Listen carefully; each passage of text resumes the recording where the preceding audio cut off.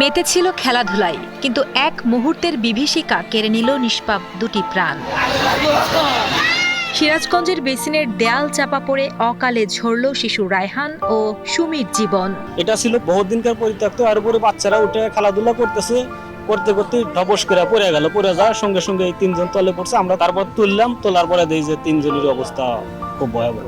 পরে যার যার মতো হসপিটালে পাঠাতে হয়। হাসপাতালে দুজন মারা গেছে আর একজন আহত আছে। 25 জানুয়ারি বিকেলে সদর উপজেলার সালুয়া ভিটা হাটে করোনাকালে নির্মিত বেসিন ধসে ঘটে এই দুর্ঘটনা। এতে আরো 2 শিশু গুরুতর আহত হয়েছে এবং পুরো এলাকায় এখন শোকের মাতম চলছে।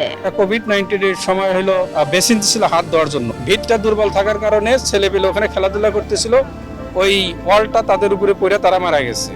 অবশ্যই সংশ্লিষ্ট বিভাগের কাছে আমি ক্ষতিপূরণ দাবি করি। তারা যেন এই বাচ্চা দুটো যারা মারা গেছে তাদেরকে তার ফেরত দিতে পারবে না, তবে পরিবারকে যেন উপযুক্ত ক্ষতিপূরণ সংশ্লিষ্ট বিভাগ দেয়।